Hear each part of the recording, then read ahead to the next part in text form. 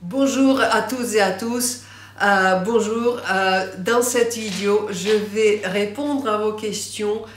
C'était vraiment une vague d'enthousiasme en réponse à ce concours. J'ai reçu un tas de questions, vraiment beaucoup. Et j'ai choisi parmi ces questions une vingtaine les plus intéressantes.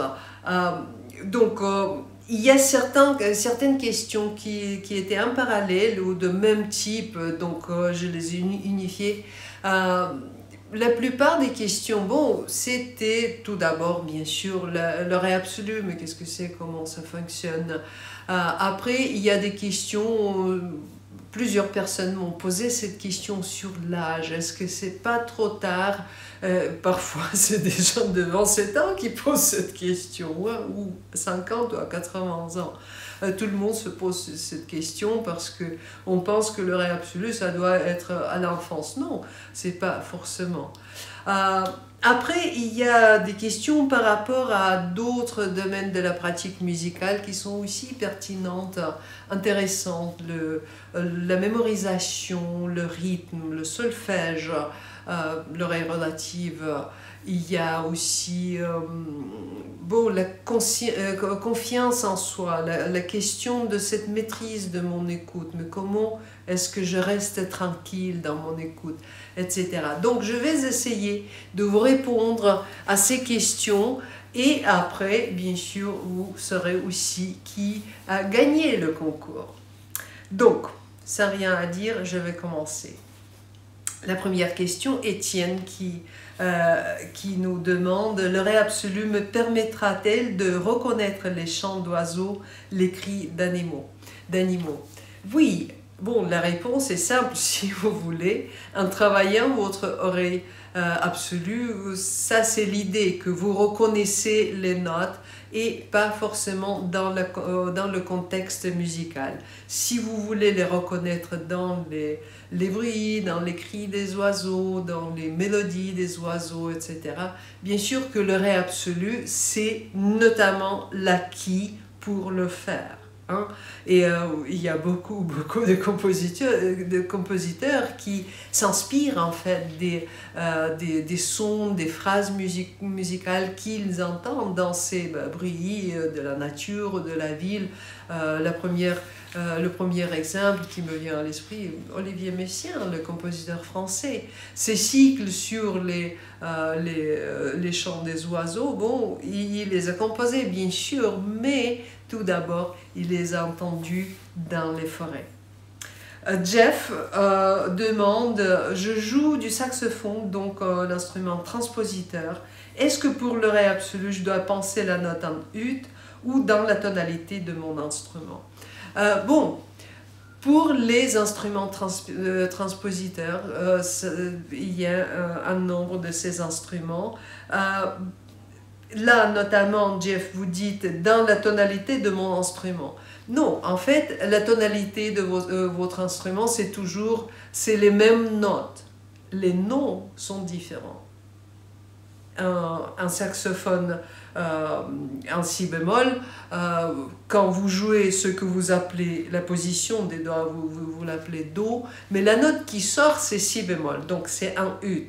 Vous savez de quoi je parle et vous pouvez penser en ut. Il y a d'autres moyens si vous jouez un instrument transpositeur et vous ne savez pas jouer en pensant les notes en ut. Bon, c'est pas grave, il y a d'autres moyens, mais le plus important, c'est de comprendre que le ré absolu, c'est pas les noms des notes. Les noms des notes, vous les connaissez. Non, c'est en fait, c'est cette perception des notes, l'oreille qui discerne les couleurs tonales, qui peut les identifier. À l'écoute, j'entends le son, je reconnais cette note, et après, comment je vais l'appeler? Bon, je peux dire Fa dièse ou F sharp en anglais, ou je peux dire Gis, sol bémol, en allemand, ou en fonction de la tonalité. Donc, c'est pas les noms, c'est surtout c'est cette distinction, perception de la couleur tonale, ce qui est la note. La note, pas jouée à l'auteur, mais la note comme couleur. Maintenant, Nicole Paul pose une question. Lorsque j'étudie une partition de piano, je répète les difficultés plusieurs fois jusqu'à les faire parfaitement. Et lorsque je reprends la partition le lendemain, je refais les mêmes erreurs. Comment procéder? Bon, Nicole, tout le monde qui ont ce genre de difficultés, si vous répétez plusieurs fois et finalement vous y arrivez à faire cette phrase, mais le lendemain vous arrivez aux mêmes erreurs, bon, cela veut dire que vous répétez de manière automatique, de manière machinale. Et ça ne sert pas à beaucoup de choses, ça peut être contre-productif parce qu'on peut bétonner ces erreurs et c'est plus difficile après de s'en débarrasser. Donc, comment procéder? Tout simplement de laisser tomber, de jouer machinalement, d'essayer de comprendre ce que vous faites. Pourquoi vous faites cette erreur? Est-ce que c'est une difficulté de technique? Est-ce que c'est une difficulté de compréhension? Ah, c'est quoi cette séquence de notes? C'est quoi? Pourquoi j'arrive pas à les mémoriser? C'est comme ça qu'on transfère la mémorisation de la mémoire courte à la mémoire long terme. Pensez quand vous cuisinez par exemple. Vous faites un plat que vous avez fait pendant des années et vous faites entre guillemets automatiquement. Mais si vous arrivez et vous dites « Ah, je pense que c'est pas très bien », forcément vous vous posez la question « Mais pourquoi? Est-ce que c'est trop salé? Est-ce qu'il y a trop de piment? Est-ce que je n'ai pas utilisé assez de temps? Etc. » Donc vous vous posez la question « Pourquoi j'arrive pas ?» Exactement pareil avec vos passages, avec vos mesures de musique qui vous posent des problèmes pour la mémorisation ou la technique. On cherche des solutions, on le fait consciemment, dans la prise de conscience. C'est quoi qui ne marche pas? Georgette pose la question, je chante dans une chorale sans connaître le solfège, tout à l'oreille. Comment ne pas être influencé par ma voisine qui fait une erreur?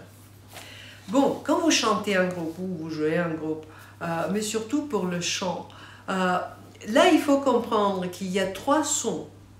Il y a trois sons. Le son qui vient de l'extérieur, le son que vous avez en tête, dans votre oreille interne, et puis il y a le son chanté où il y a déjà l'extérieur, l'intérieur et les vibrations oseuses de votre corps, les perceptions corporelles, etc. Ces trois sons doivent être ajustés. Mais dans votre cas, Georgette, il y a un manque d'équilibre en fait. Si quelqu'un vous influence à côté, c'est bien, vous êtes connecté, vous écoutez ce que les autres font. Mais il faut savoir que vous, en tant que chanteuse, vous vous centrez sur vous-même, sur votre oreille interne, sur votre écoute interne. Vous savez le faire. Vous le faites à l'oreille tout le temps, même sans solfège. Ce n'est pas le solfège qui va vous aider, non. C'est en fait cette recentralisation en vous-même, gravité sur vous, un peu comme dans le yoga. Si on fait les exercices d'équilibre, par exemple, on reste sur une seule jambe, on doit s'appuyer sur son propre sens d'équilibre et pas en regardant quelqu'un, parce que si vous regardez quelqu'un qui bouge, vous allez bouger ensemble. Donc, recentrez-vous, restez ancré en votre propre corps, en votre propre oreille interne. Maintenant, Samuel pose la question, mais quelle méthode me conseillez-vous pour travailler efficacement mon oreille afin de réussir les épreuves de dictée musicale? Et là, Samuel explique qu'il doit passer les examens. Bon, pour le faire rapidement, moi j'ai deux méthodes, l'oreille absolue et le solfège absolu, les deux. Les dictées musicales, c'est une épreuve et c'est un exercice qui n'est pas donné à faire. Ça demande de la pratique et ça demande de l'oreille. Donc de faire ces deux choses ensemble, ça va vous donner vraiment un feu vert pour les dictées.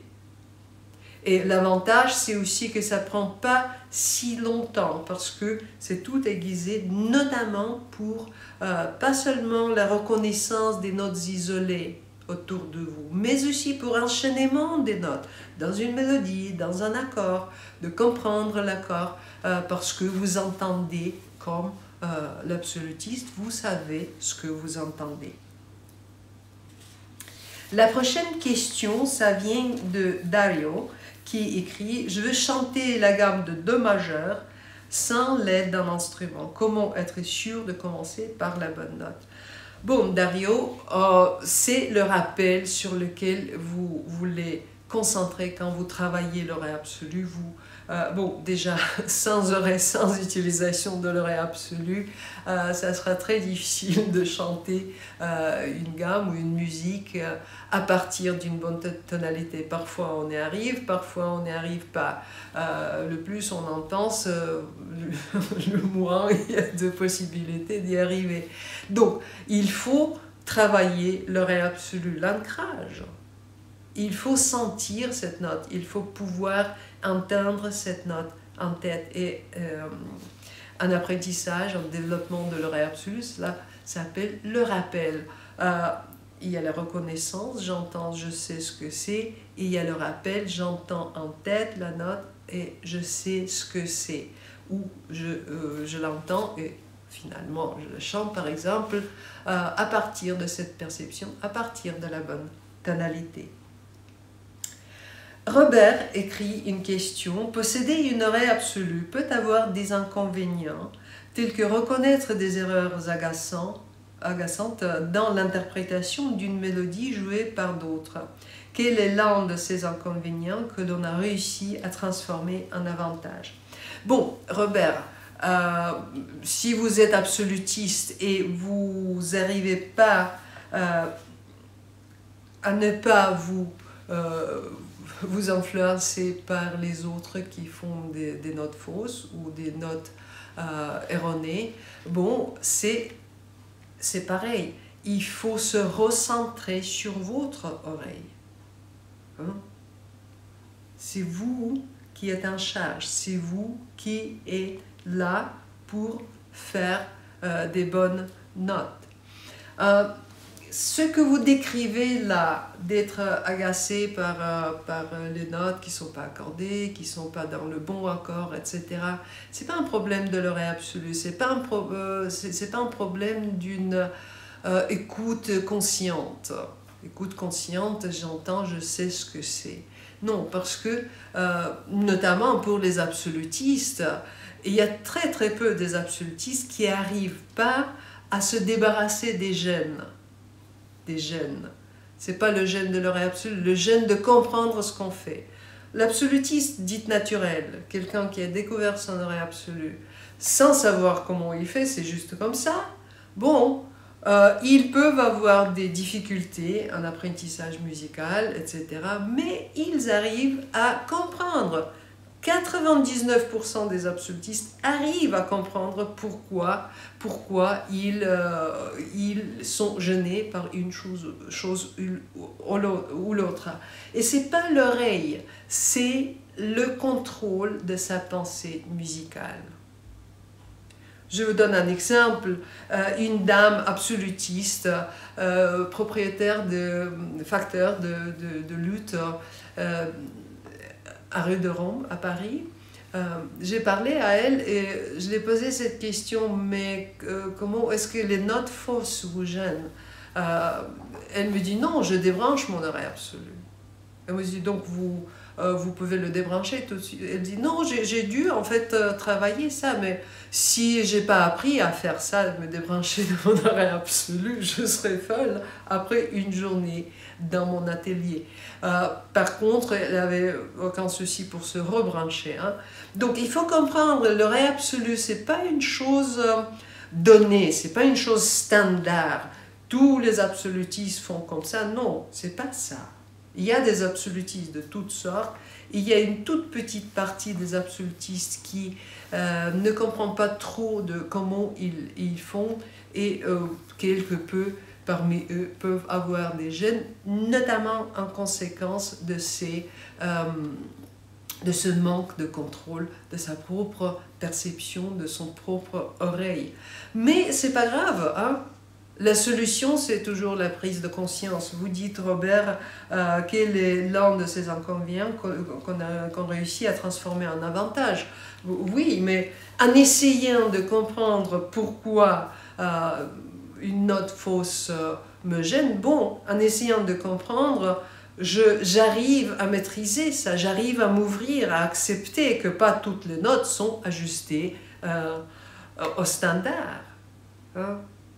Il y a peu d'instruments dans notre monde moderne qui ne sont pas accordés à standard, mais parfois, oui, les instruments du monde, les instruments anciens, etc.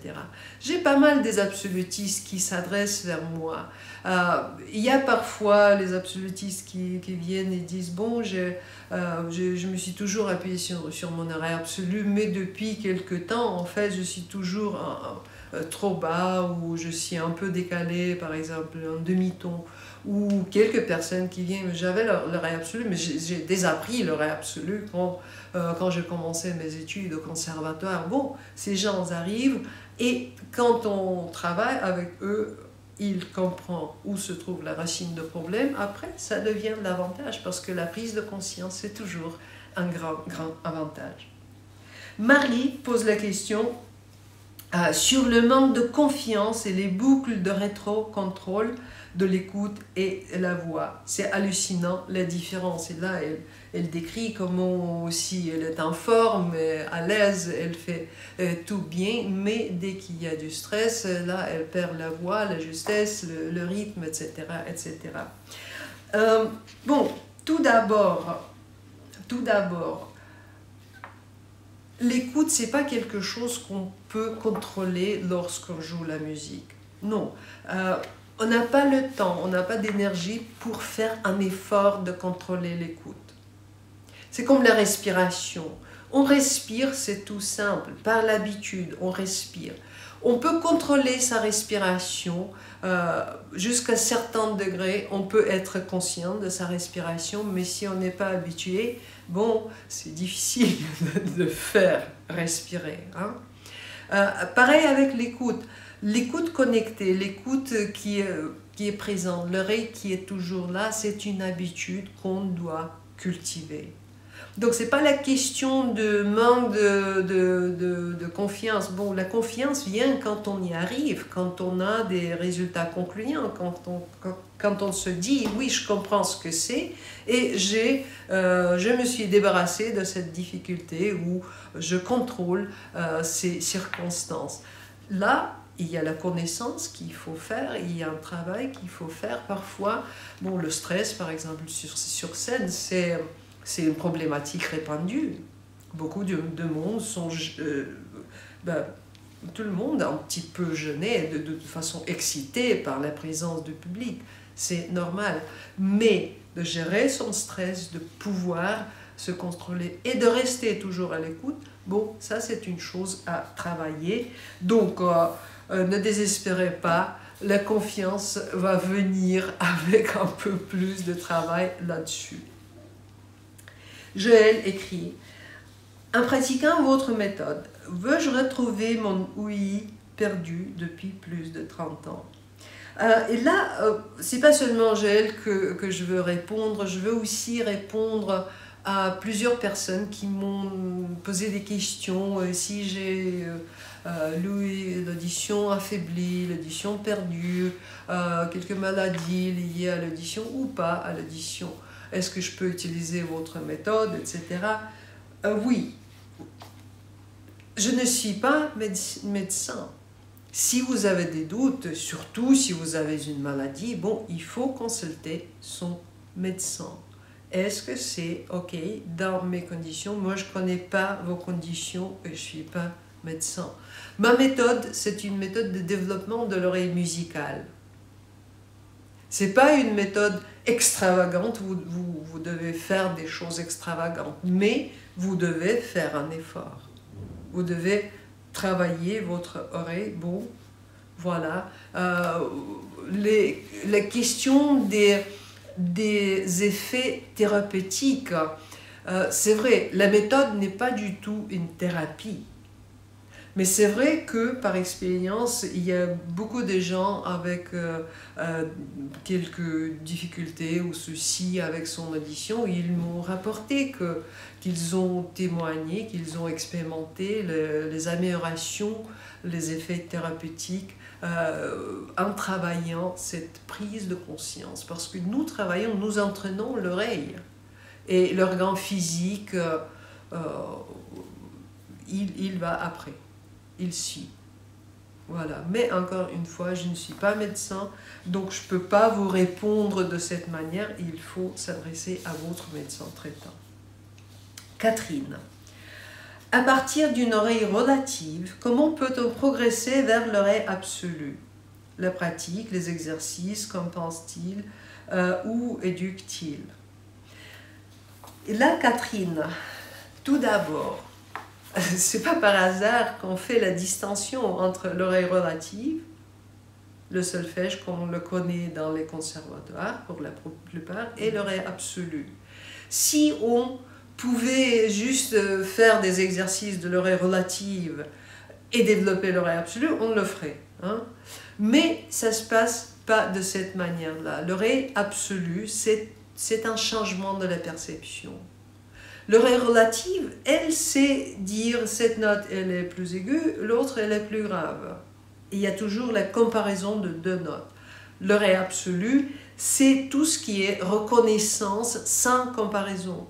Moi, j'ai dit ça, c'est Fa dièse, ou ça, c'est la gamme de pentatonique et de Mi bémol, ou bien ça, c'est un accord de Do majeur.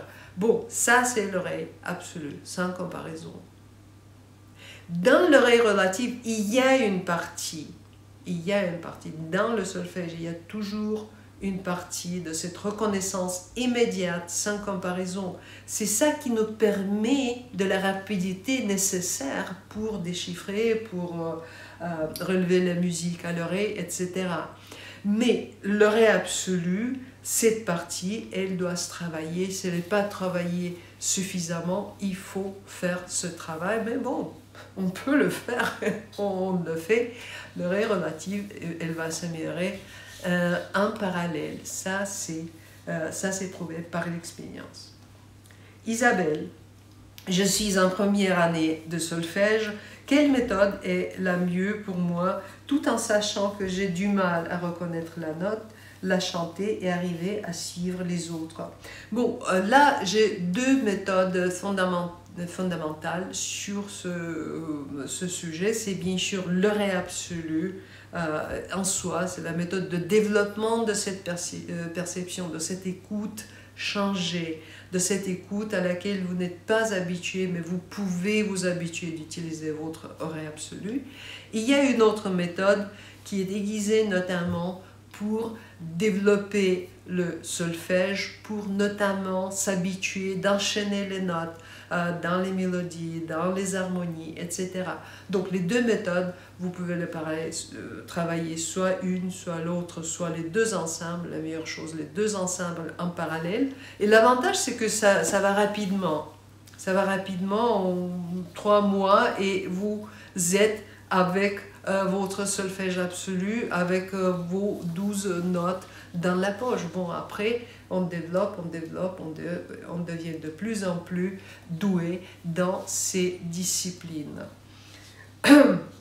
Et là, vous écrivez, j'ai du mal à reconnaître la note, la chanter, arriver à suivre les autres. Bon, tous ces aspects de l'écoute se travaillent dans ces deux méthodes, donc sur l'oreille et sur le solfège.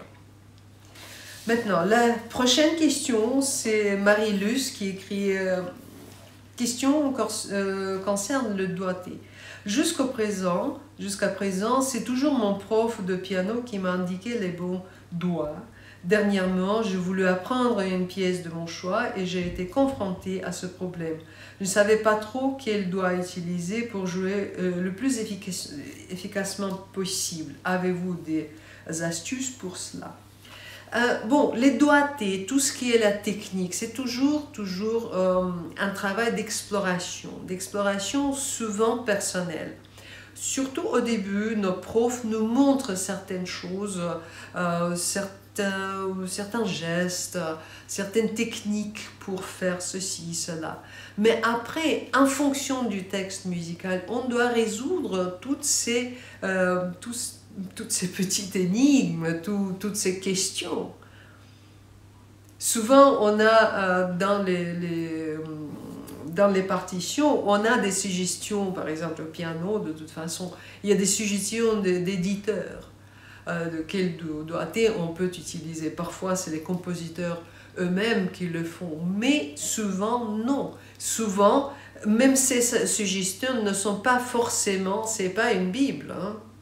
Parce que le Chopin qui écrivait et utilisait ces 4 doigts-là pour ce passage, peut-être votre main n'est pas aussi grande que la main de Chopin, hein. Et vous devez travailler, vous devez inventer votre propre technique. Donc, il faut toujours être dans cette exploration, aller à fond. Mais la règle, c'est pas difficile à suivre. En fait, il faut chercher le mouvement le plus économique, le moins de mouvements possible. Un passage de 6 notes, qu'est-ce que je vais faire? Je vais faire 5 notes, plus 1, ou 3, ou 4 et 2. Comment est-ce que je déplace ma main par rapport à des mouvements de doigts? Pareil pour l'archet, pour les autres instruments, pour toute la technique, c'est toujours ça. On cherche la solution la plus économique, quelque chose qu'on peut faire à l'aise, ce qui est confortable pour notre corps, pour nos mains ou autres membres, ou pour la voix. Martine, qui écrit « Est-il possible de développer l'oreille absolue et la lecture à vue d'une partition sans aucune connaissance musicale théorique? En revanche, avec un bon sens du rythme, une voix juste, une bonne oreille. » Bon, Martine, je pense que vous parlez de la partition pour les chanteurs, hein, parce que là, déjà, c'est 2 acquis qui ne sont pas la même chose, hein. L'oreille absolue, l'oreille développée, c'est une chose, c'est un acquis, pour laquelle on n'a pas besoin de rien du tout de connaissances théoriques de la musique, hein. Deuxième chose, la lecture de la partition, on a besoin d'un minimum, au moins on a besoin de comprendre ce que c'est l'armure, ce que c'est la portée, ce que c'est la note, comment ça se place, ce que c'est le rythme, etc. Mais encore, pour développer la lecture de partition et surtout lecture à vue, donc lecture d'une partition que vous ne connaissez pas, bon, il faut faire son mieux pour développer cet acquis. Ce n'est pas forcément la théorie qui va vous aider là-dessus. Et pour l'oreille absolue, la théorie n'aide pas. On ne peut pas expliquer ce que c'est. C'est un acquis. C'est quelque chose qu'on fait. Donc, ma réponse à votre question, c'est que il est possible, bon, si vous êtes débutant, si vous êtes novice même, vous pouvez travailler votre oreille. En fait, c'est suggéré, parce que tout apprentissage après, ça sera plus facile, c'est tout simple. Il y a des gens, des amateurs qui viennent, il y a des pros qui viennent, parce que l'oreille qui se développe, il n'y a pas de limite pour développer son oreille. Encore, je vous rappelle, l'oreille absolue, ce n'est pas une chose fixée, standard, quelque chose qui, une fois que j'ai l'oreille absolue, voilà, je suis tranquille. Non, ça ne marche pas comme ça. C'est votre oreille qui fonctionne d'une certaine manière, avec la musique que vous travaillez. Donc, il est possible, vous pouvez travailler et vous devez travailler votre oreille, surtout si vous êtes novice, si vous n'êtes pas beaucoup dans la théorie. Daniel écrit « Sur un instrument, on dispose des mêmes notes sur plusieurs octaves. Quel mécanisme permet d'associer par exemple différents do à une couleur ou une sensation, ou bien il existe un moyen de les associer simplement sans pour autant faire de multiples associations ?»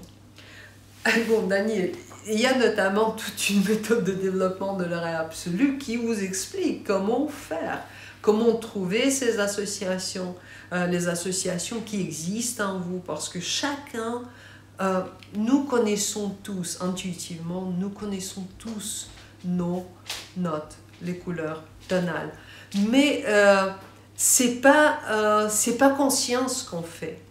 C'est quelque part en profondeur. Mais on doit chercher parce que, et ça c'est la loi de la cognition, ça c'est la loi de la psychologie, on ne peut pas juste assigner une association arbitraire en disant bon, ce do ici, cette note do, elle est bleue. Qui sait, peut-être pour vous elle est brune, ou même pas de couleur, mais elle sent du pain. Hein, ça c'est nécessaire. Donc il y a toute la méthode que j'enseigne pour développer ces associations. Mais une autre partie pour les réponses de votre question, Daniel, quel mécanisme permet d'associer ces différents do? Notamment, et ça c'est aussi la base de l'oreille absolue. L'oreille absolue, c'est une perception des notes, pas des notes jouées, dans une certaine octave. Non, on doit changer cette perception et pouvoir entendre que c'est une couleur tonale. Entendre que ce do est joué au milieu, ce do est joué dans les aigus, on peut tous, tout le monde peut le faire. Mais d'entendre que ces deux notes, le do au milieu, le do dans les aigus, que ça fait partie de cette couleur tonale qui s'appelle do, ça c'est un changement très important qu'on travaille dans la méthode. C'est un changement qu'on doit faire en pratique, c'est pas quelque chose à laquelle on peut se réfléchir. Jean-Luc, comment l'oreille absolue permet-elle de décomposer à l'écoute un accord de plusieurs notes ou différentes lignes harmoniques jouées ensemble? Comment cela se passe-t-il au niveau du cerveau et peut-on y parvenir avec votre méthode? Bon, tout d'abord, Jean-Luc, je vais vous corriger un petit peu. On ne dit pas de décomposer à l'écoute un accord. Non, on dit discerner les notes, comprendre les notes, comprendre l'accord, reconnaître la structure. Hein. On ne décompose pas parce qu'on entend l'accord, toujours en composition. Mais c'est vrai que dans la classe de solfège, la classe habituelle, là, on apprend des structures, on dit ça, ça. Tout ça, c'est les mêmes accords parce que c'est les accords c'est les triades majeures. Mais l'oreille absolue de plus donne cet avantage qu'elle entend en fait ces trois notes, et il y a notamment des techniques.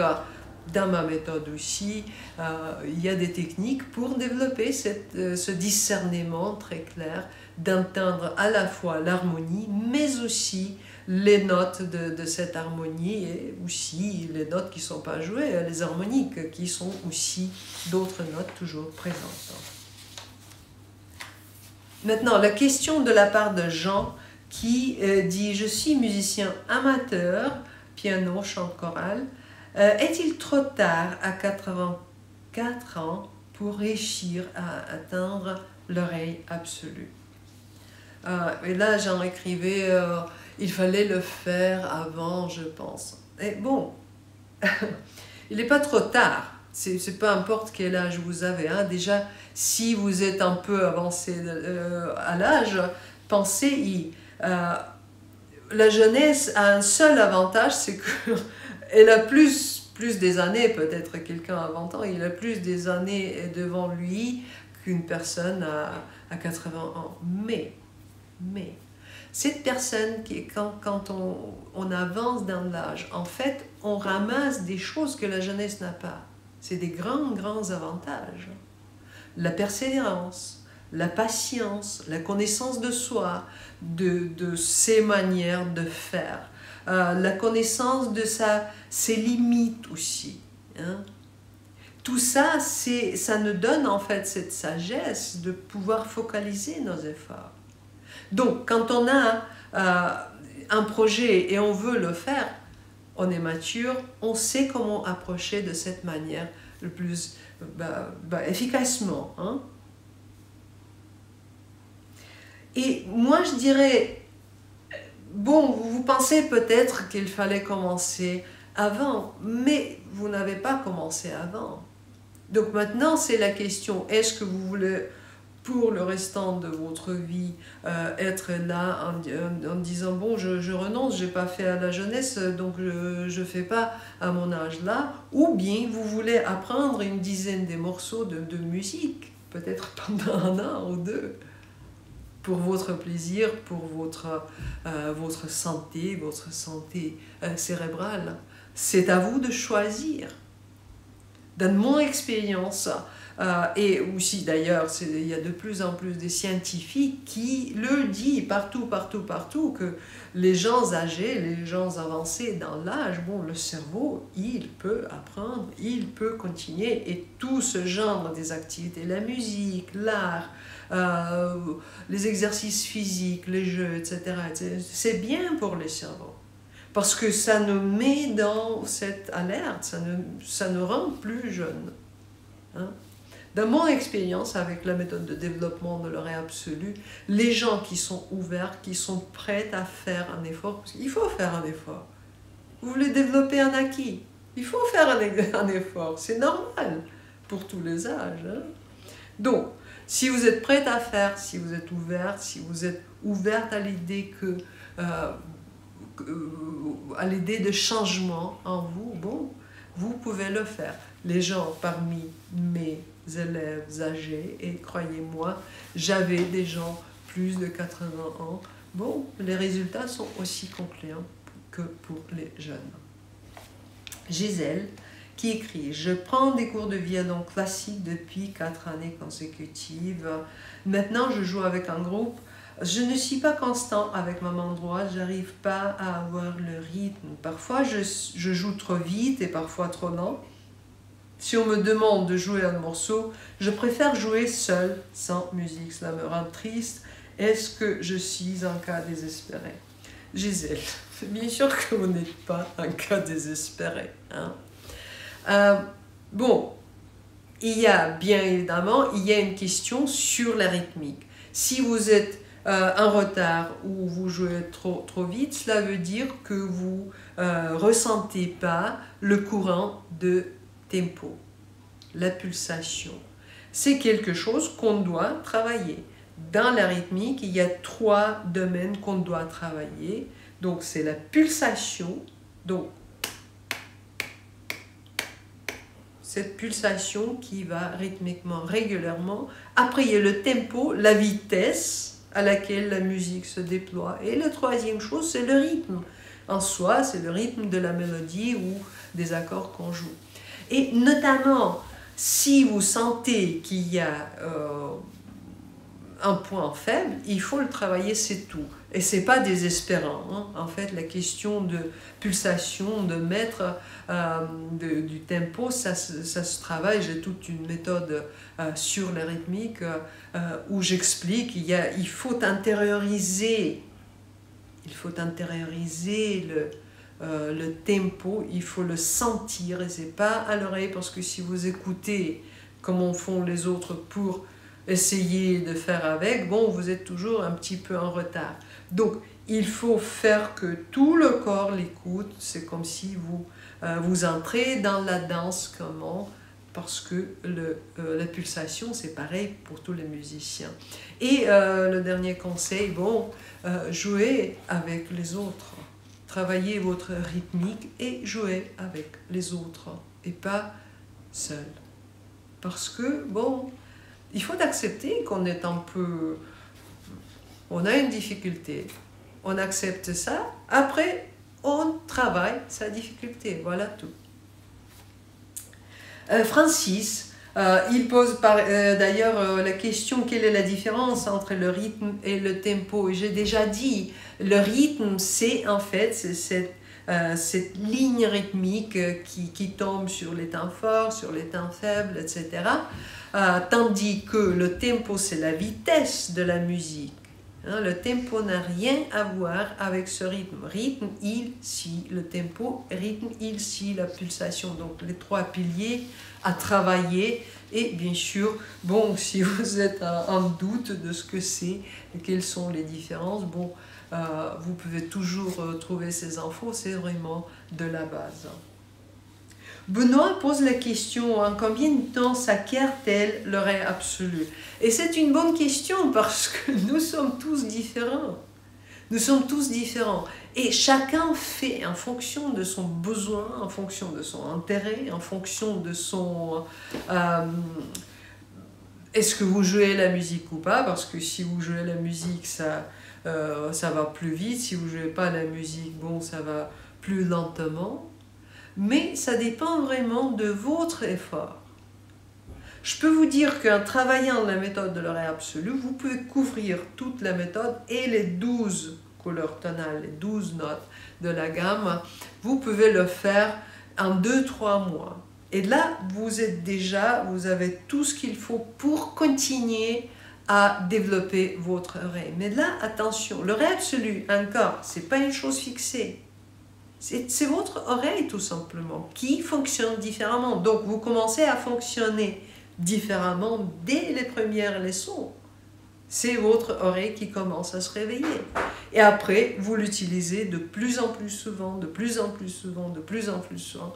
Et ça sera à vous à dire, j'ai le ré absolu. À quel moment vous changez de j'apprends l'anglais à je parle anglais?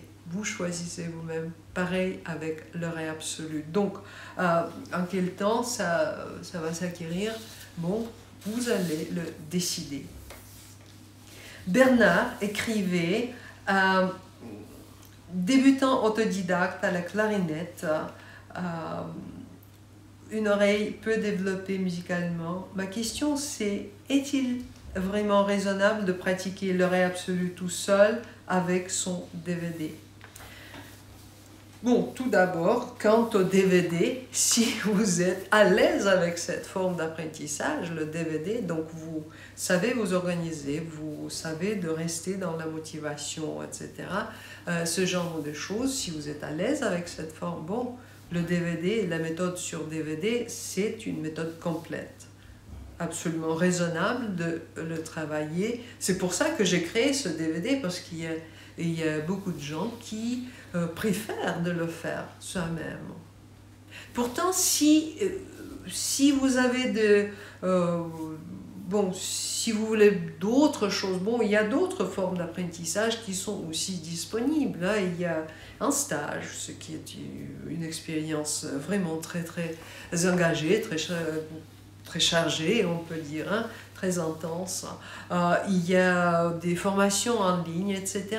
Il y a l'Académie Le Ré Absolu, etc. Il y a des formes d'apprentissage différentes, donc vous pouvez choisir. Mais avec le DVD, la méthode autonome, bon, ça marche aussi. C'est une méthode complète. Et la dernière question que je veux répondre, c'est la question de Mireille, qui écrivait « Pour une personne qui a le Ré absolu, que se passe-t-il lorsque l'accordage est en La 442 et non en La 440 Hz ?» Bon, c'est vrai, si on prend le La à 440 Hz, ici, et on met à côté, par exemple, une guitare ou un autre instrument accordé à 442, on va entendre qu'il y a, c'est pas complètement bien ajusté. Pourtant, le La à 442, ça devient pas un si bémol ou une autre note.